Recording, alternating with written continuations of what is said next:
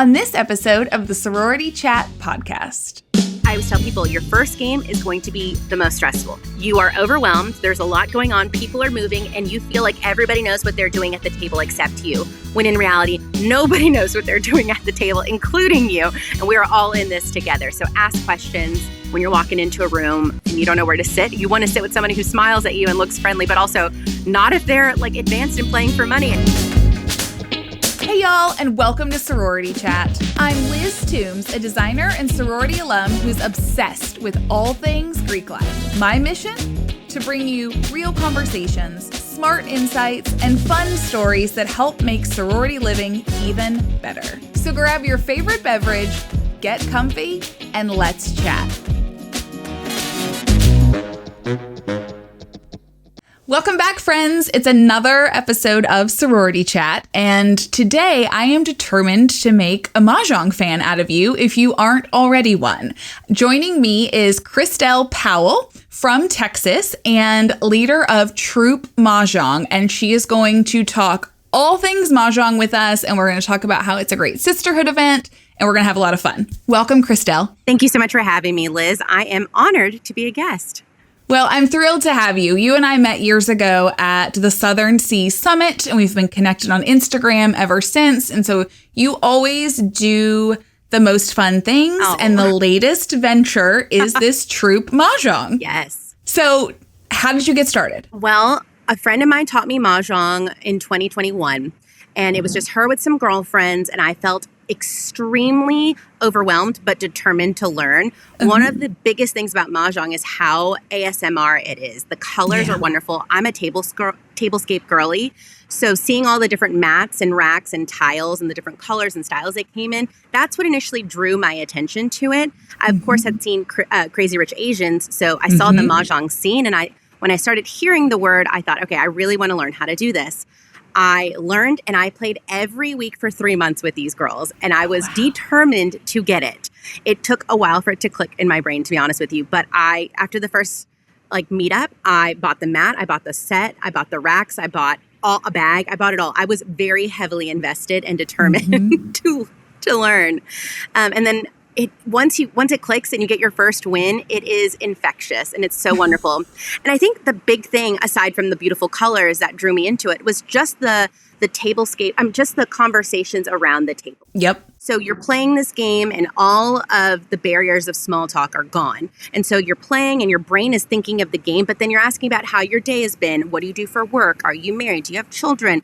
You want to get drinks after this? And so it was that element of community that I never knew existed with Mahjong that really has kept me going and has kept me wanting to continue to spread it. And so now as an instructor, I not only am teaching the game and trying to methodically think of a way to communicate this that is not intimidating and is not scary, because there's a lot going on in the game. It's not just like bunko. Everyone always says, is this bunko?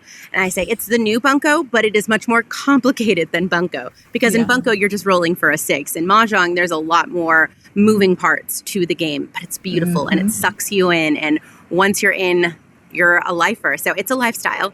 I started my company, Troop Mahjong, a little over a year ago, and it combines my favorite film, which is Troop Beverly Hills, with my love of Mahjong.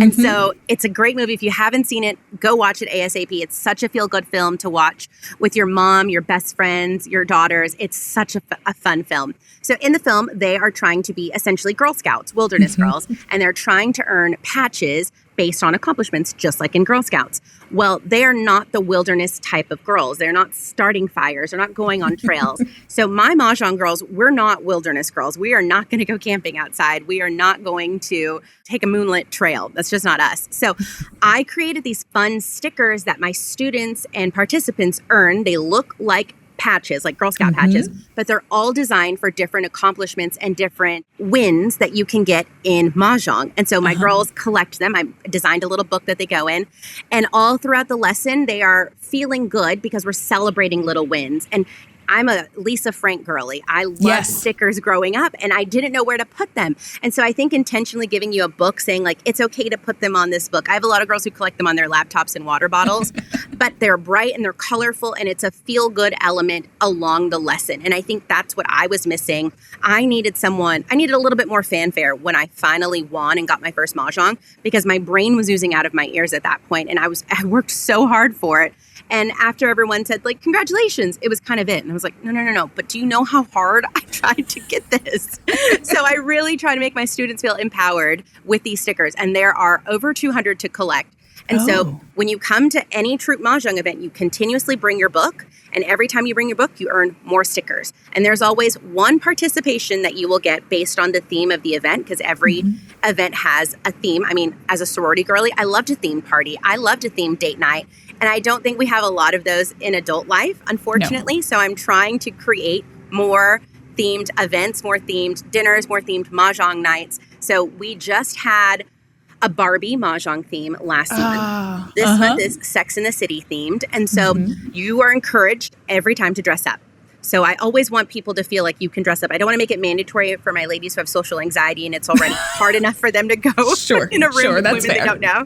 But I highly encourage it. So when you come to the Sex and the City Mahjong, whatever girl you're dressed up as, that's the merit sticker you're going to earn. And so they have like fun sayings that are connected to Mahjong. That's so cool that you've come up with the whole concept of themes. Like I love that so much. And I want to come back to the themes in a second. Yes. You said, though, at the beginning, it took a second for the game to click for you. So like, how long was it before you were like, okay, I get this? Honestly, probably 3 meetups. And each meetup was about 2 hours. Now, with our meetups, my friend was teaching me as we were playing. It wasn't a true lesson. And so I feel like had I gone to one of my lessons, it might have clicked a little bit easier. Now, taking all those things that I've learned as a player and coming into a room where I don't know anything and all the girls do, I keep that in mind. And so when you learn Mahjong, you need a card. So essentially, Mahjong is a tile game. It is a pickup and a discard game where you will always have 13 tiles. You need 14 tiles to win. Essentially, that last tile you draw is your winning tile. Now, as the game progresses, you're always pulling a tile and discarding. So everybody around the table is doing that. So your flow of tiles changes. But unlike poker, where you just have runs in your head that you know you need to go for, Mahjong, you have a card. The card changes every year.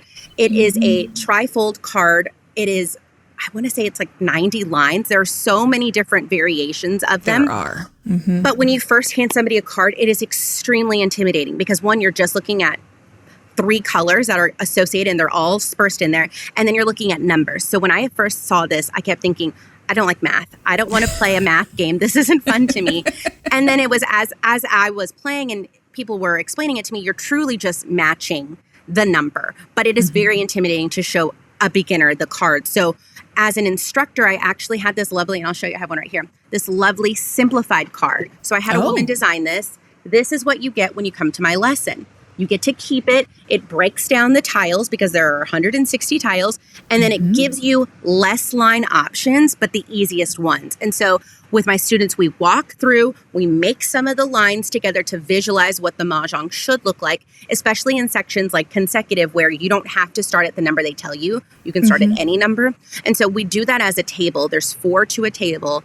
And I think the visualization of that and kind of the touching of it feels a little bit more like you're in control of learning, as opposed to someone just speaking to you and saying, like, you'll figure it out. Because no, you should definitely have a little bit more hands-on instruction. And so that has helped. I teach all the time now, and I love it. Seeing women click, seeing the game click in your head and seeing women form these connections and these friendships is what led me to want to create Troop Mahjong Society, which is a separate portion of my company. It's a member-only portion. So just like in recruitment and in a country club, you have to apply to be in it.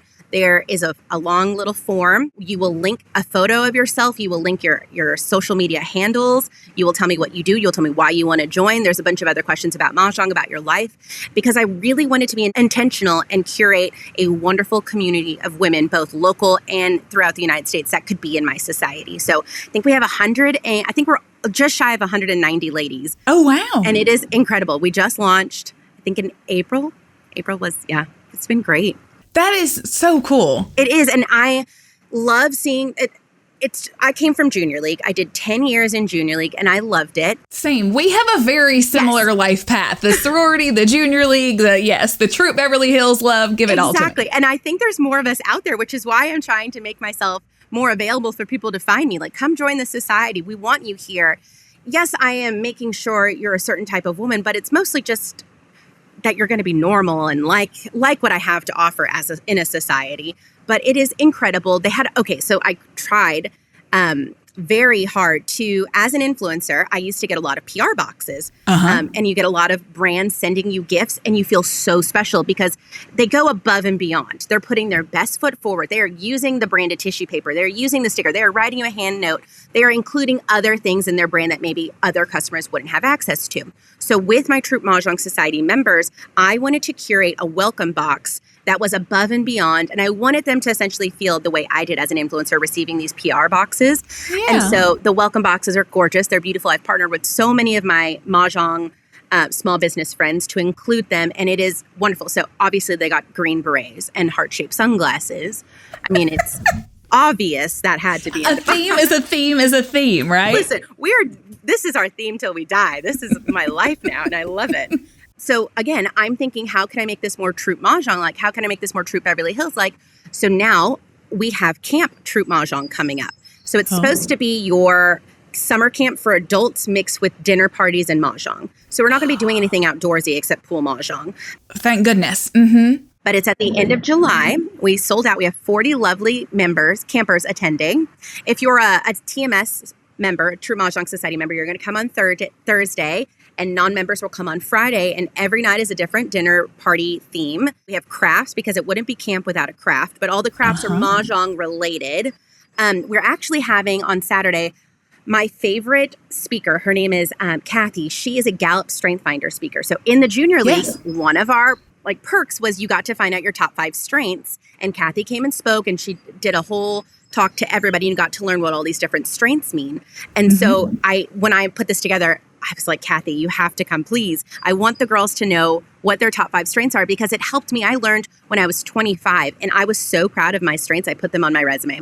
I'm pretty sure nobody read it, but I was so proud to know, to identify what those were and to work towards my strengths and use that. So the girls are going to figure that out. Plus, it wouldn't be camp without being sorted into a tribe. In Mahjong, we have three suits, and cards there are 4. In Mahjong, there are 3: dots, cracks, and bams. And so those are our tribes, the dots, the cracks, the bam girls. And it's kind of like a sorting ceremony. Think Harry Potter, but classier and less magic. No scarves? No scarves. Oh, there's going to be bandanas, of course. Okay. And I've even been working on a cute twilly, like a little silk twilly. Yes. So there's a lot of fun to explore, and I love to support my members. So anytime I find out, and that was one of the reasons why I wanted to know their occupation. If I need something, I want to support the women who are supporting me back. And so that's a big pillar. Giving back to our community is huge. And so this year, I think we did 3 charity events. And so we're on track to do 5 this upcoming year. And it is so exciting to give back. Mahjong is such a buzzword, but there's so much that you can fundraise with it. You can do fundraising 101s. You can do fundraising open plays. You can do fundraising tournaments. And so I am so excited to partner and do that and continue that throughout my city and beyond. And it's just so fun. And I'm trying to partner with the Girl Scouts now. We're in talks to do something because who's going to understand the patches and collecting patches more than the Girl Scouts? So I'm really excited for that. And I think the next step is definitely sororities. Come on, ladies, let's do a little Founders Day Mahjong or a Mommy and Me for Parents Weekend. There's so much fun that can be had. And I just love it. There really is. And we're starting to see more requests for putting Mahjong tables in the house so that they can get in there and play and have that opportunity. And I just love it because it's put the phone down and do something else. Exactly. And like you talked about, there is so much to read on that card. I always say, I've played twice now, and I say it's breaking my brain. Because you're constantly trying to, based on your tiles that are changing, figure out which line you're going to go after. And so I just need to practice more. But all of the things that you said really attracted you to the game. Yes. That's how I feel. The aesthetics, the mats, just the sound of it all, the tiles. Like, I'm obsessed. And I was like, I think I'm going to be poor because I'm going to buy all these sets because I love all these colors. Liz, I have so many sets. It's not embarrassing because this is my job. I always tell my husband I'm growing a Troop Mahjong empire, but I mean, I have a lot of sets, and I love them because they're different personalities. That's what I tell people. Yes. There's different themes. When my company turned one of the companies was kind enough to send me the happy birthday theme to say happy birthday for turning one. And they put they engraved my logo on the back of the tiles. I mean, you can do anything. It's incredible. I love seeing all these different brands come up. I mean, when I first learned, there was one brand. And so when I give my lesson, I always talk a little bit about the history of Mahjong. So a brief history. Mahjong was created in Shanghai, China in the mid-1850s. It was originally designed to be a gambling game for men, kind of like poker. So they would play at business meetings or they would play at dinner parties and they would play for money. Now, there are still some women who play for money. And if you're ever curious about that, just look at the value line on the card. And that's typically how much they were playing for. Yeah, that threw me off when I first read the card. I was like, what is this value? And then that's when the teacher said, well, it's if you're choosing to put money in the or pot. Points. Yeah. Yes. So at that time in Shanghai, we had a large hub of Americans living there for business dealings and military purposes. Now, at the time in the 1800s, if you wanted to be social, you had to leave your house. So the women are in the city center, they're in the libraries, they're walking around town, and they're watching locals play this game. And if you've ever been around someone playing Mahjong, you know the sound. Like when they're shuffling, it's a lovely sound. It's one of my favorite sounds because it means we're about to play Mahjong. So the locals started teaching them. And then at the turn of the century, when the Americans started making their way back to New York, they brought the game back with them. And by the 1920s, it was huge. President Harding and the First Lady were playing Mahjong in the White House. And we see debutantes having Mahjong incorporated into their coming out seasons. And it was just lovely. And I absolutely love looking at old vintage photos of people playing Mahjong. You will see people in their furs, in their coats and ballrooms and suits and gowns playing. And it's lovely. It is a game that has transcended through the decades and is such a fun game to play with your husband, your boyfriend, your girlfriends, your family. I've started teaching little kids now, so I will teach 7 and up. And they pick it up so fast, Liz. It's insane. I feel like they're just smarter than us. They get things intuitively and they jump right in. We kind of get in our own way. That's the key. They don't overthink it, whereas we are overthinking it. At least I am. Or I was. Me too. But it's fun, and it's so nice to see a mom and daughter bond over this. Like a little tween who says, Mom, when we get home, can we play Mahjong together? Like that warms my heart because now she's not on TikTok. She's not on her phone. She's having bonding quality time with her mom, and I love to encourage that. I have a wonderful mom and a wonderful relationship with her, and we play Mahjong now, and even my mother-in-law and I play, and it's just so fun because you're right. You're disconnecting. You're off of the phone. You're just playing and you're using your brain, which is why there's so much research developed to the brain health behind playing Mahjong and how good it is for you because you're exercising your brain muscles. It feels like a brain workout almost by the end of it, but it's a good time. And I highly encourage anybody, if you are struggling with Mahjong, send me a DM, send me an email. I will gladly walk you through it. And I always, since I give these out to my students, I will always gladly email them to somebody and say, here, play it. My goal is to make you love the game, not to intimidate you with all the rules and all the fun. That is like oozing off of you, right? You're excited about it. You love it. You want to have other people love it. And so that's why I knew you would just be the perfect person to come on and to talk about this. Oh, thank you. So talk about that card for a second. Yeah. Like, what ended up sparking in your brain that you were like, oh, I got to simplify this and like try to make it easier for people? One, my overwhelming sense when I first viewed the card. I have a master's degree, and the first thing I thought was, I'm not smart enough for this game, which is not something I want people to feel. It was just a lot. And especially when I had walked into the room, there was 3 tables, so there's about 12 of them. I knew no one. All of them had been friends. So I was already feeling socially intimidated because I wasn't part of the clique yet. And I don't have children, and all of them are moms. So I didn't know what I could contribute conversationally other than talking about my dogs. So on top of that, and I was feeling overwhelmed. And I did not want that to happen when I was teaching. And when I started teaching my friends for free for about a year before actually officially becoming an instructor.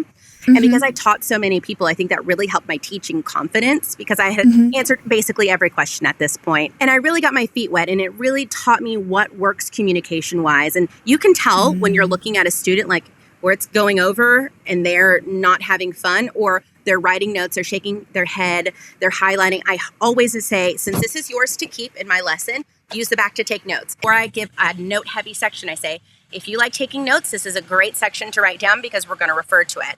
And a lot of times that's talking about our pungs and kongs and what those are, and then talking about when to pick up a discard, when to use a joker. Like those are all note-heavy things. Mm-hmm. This card essentially right here talks about the tiles. So we have our flowers, winds, and dragons.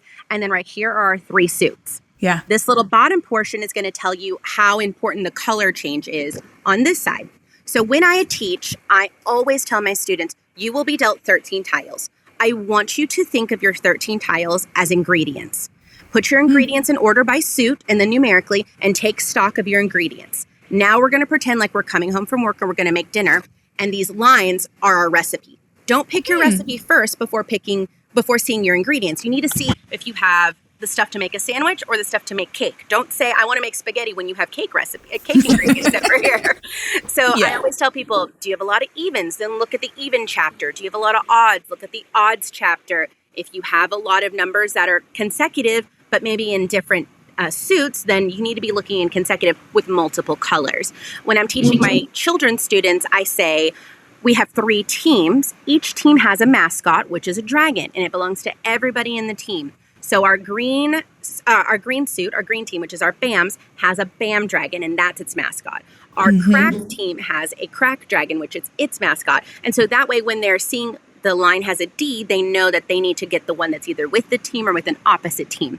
And so I think just communicating it in a way that's a little bit easier than just dots, cracks, BAMs helps, especially my younger students. And thinking about it as ingredients and recipes really helped me because I was the first person thinking, I need to pick a line first. I don't know what to get rid of. I have to pick a line, but think about it the opposite way. Look at what you have before picking a line. And I think that really helps you to feel less overwhelmed. And I always tell students, sometimes it's really clear you get all wins, you should go for wins. And sometimes it's not very clear, and that is perfectly fine. When it is not clear, your goal is to pick one tile you do not need. And you know that because maybe there's a lot of patterns of all odds, and then you have the one flower or the one west or the one even. Like those maybe are a good indicator to possibly get rid of those. And so I think that really helps because I want you rest assured. And I always tell people life is short. This is a game. Like please don't put it is just a game. Just a game. It's a lovely game, but you have to love it to be in for the lifestyle to find you. I always tell people your first game is going to be the most stressful. You are overwhelmed. There's a lot going on. People are moving and you feel like everybody knows what they're doing at the table except you. When in reality, nobody knows what they're doing at the table, including you. And we're all in this together. So ask questions. When I have my open plays, I set them up by tables. So if you are advanced, then you should definitely sit on this side. If you are a beginner and you want a little help, then sit at a beginner table. If you're intermediate and you want to challenge yourself to advance, go for it. Or if you want to help a beginner during their game, go over here. So I think that also really helps too, because when you're walking into a room and you don't know where to sit, you want to sit with somebody who smiles at you and looks friendly, but also not if they're like advanced and playing for money. And I just learned what a crack was. Yeah, right. You need that differentiation a little bit. How often do you play personally? Probably 3 times a week, honestly. Oh, wow. Okay. I play a lot. Before I became an instructor, I was playing a lot too. I taught my husband. We have a table in the house that stays. It's permanently set up for Mahjong. It's in the living room. It's a beautiful Ballard table that has like these sections for drinks to sit on so you don't get it on the mat. And then for my birthday last year, my husband gifted me with the automatic table. So it's the automatic Mahjong table. So now I have another one, and that one lives in my lady lodge. And so we have 2 in the house, always ready for a party of 8. But I clearly have enough card tables and tiles to get a lot of people going. I love that, though. That's so fun. The amount of tables out there and the different kinds, it's wild. And so just obviously with my line of work, it's very appealing and it's such a lifestyle. And I think it's cool. You fall in love with the first set you play on because you're staring at it for 3 hours and you become familiar with the suits. And so you want to go for that one. So I'd be curious to know what set you learned on, Liz. Well, I will not fall in line with your falling in love with the first set. Mine was just an inexpensive one from Amazon. It doesn't have all the beautiful colors, but I thought let's not throw too much money at this until we decide it's a commitment. I love that for you. Yes. All right. Well, then your heart is still out there. It's unclaimed, and there are tons of options for you to choose from. I will gladly point you in the right direction. You tell me what colors you want with theme, and I will I'll point you in the right direction.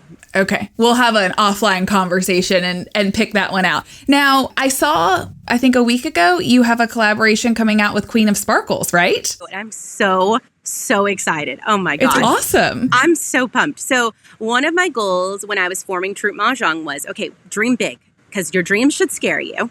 So dream big. What's a partnership I would love? And I was like, you know what? Queen of Sparkles. And I saw Queen of Sparkles came out with a couple of Mahjong pieces. I own all of them because I have to. It's a need. So I need them for teaching. So I have all of her stuff. And I kept thinking, we need like a Troop Mahjong one with my merit stickers on there. So the sweatshirt coming out, it'll be here mid to late August. So kind of soon. Okay. And they let me design it. So I got to pick everything, what we're doing. It's all going to be sequins, of course. It's pink. It's going to be lovely. My friend Cherie Lane is a boutique in Dallas, and so she's going to exclusively carry it for us. Nice. She's also a Troop Mahjong Society member. So right now, I think we've sold a third of our stock, which is insane. And it doesn't open to the public until the 6th. So right now it's only open to Troop Mahjong Society members because that's part of being a member. You get perks and you get special discounts and special insider access. And so they have insider access right now, but it'll go live to the public on the 6th. And I am so excited. I ordered 2 in case I wanted a fitted one and a loose one. It's happening. Yeah. And it's going to be so hot in August. So we have joked about going to Costco in the freezer section and just wearing our Queen of Sparkle sweatshirts there, maybe trying to get a little Mahjong game in the freezer section. So be on the lookout for that content because we are going to Costco. Perhaps it could be tied around your shoulders over a sundress for the Dallas heat in August. I will make it work. Don't you worry. That's so funny. Okay, earlier in this conversation, you talked about, I know it's heavy your society is heavy in Texas, but you talked about across the country. So can you join if you're not in a Texas city? Absolutely.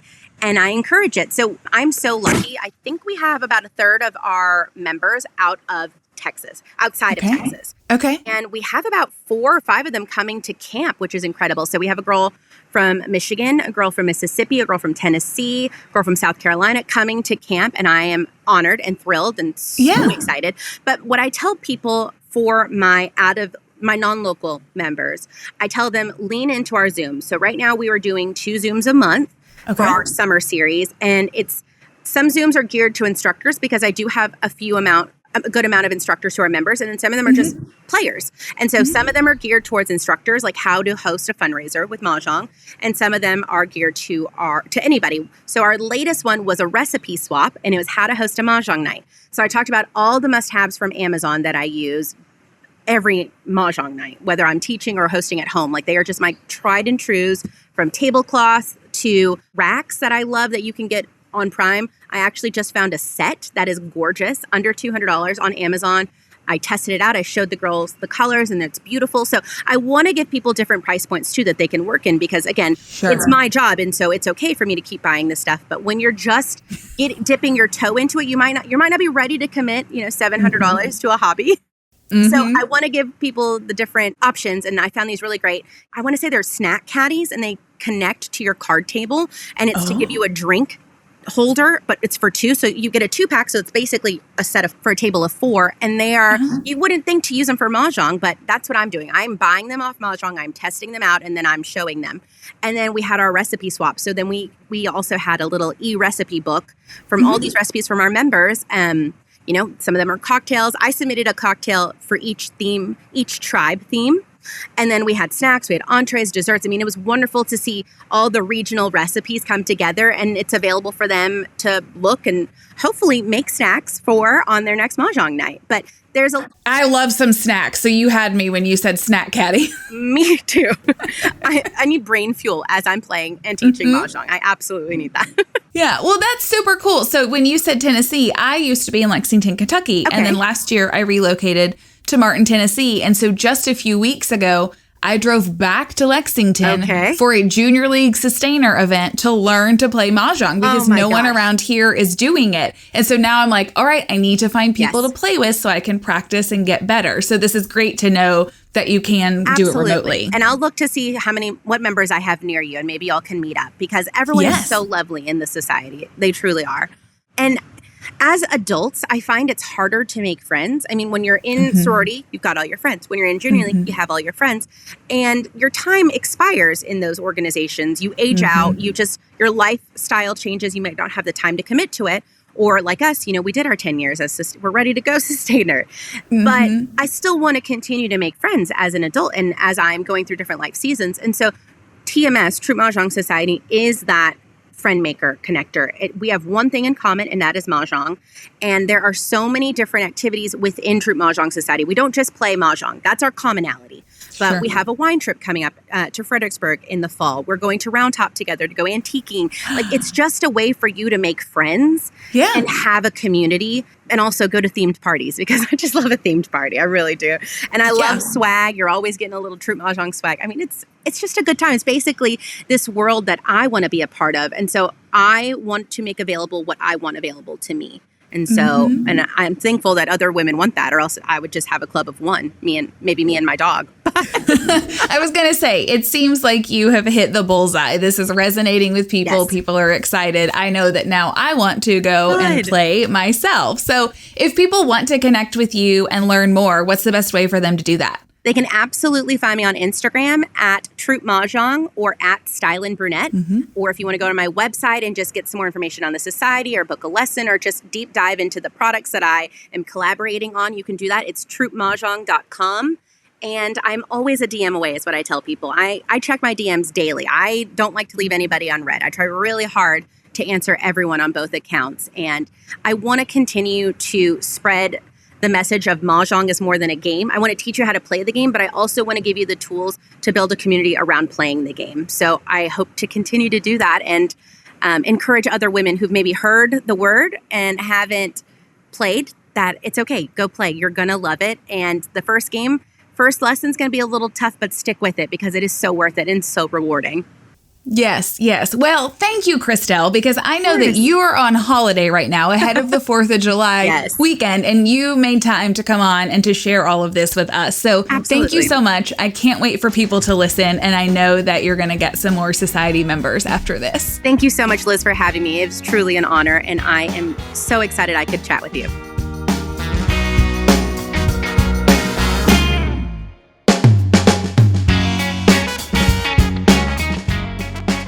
Welcome to Liz's House Hot Takes. This is where I take the lessons I've learned over the last 16 years of designing Greek houses and offer you my pro tip. Here's today's house hot take. Don't forget about acoustic design. Pretty is great, but if your chapter room echoes like a basketball court, nobody's hanging out in there. Add fabric panels, area rugs, and upholstered furniture to help absorb sound. A quiet house is a comfy house. Thanks for listening to another House Hot Take. For more inspiration, check out the PDR Interiors Instagram or TikTok. I'm Liz Toombs, and this is the Sorority Chat podcast. Catch you next time.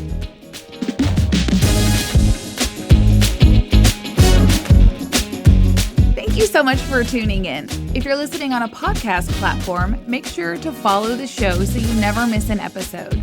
And if you got something out of today's conversation, we'd love for you to leave us a 5-star review. It helps us reach more listeners just like you. If you're watching on YouTube, be sure to check out this video right here or this one over here. And don't forget to like and subscribe. It really helps us out. On that note, I'm Liz Toombs with Sorority Chat, and I'll see you on the next one. This podcast is produced by Collier Landry for Don't Touch My Radio. Copyright Liz Toombs.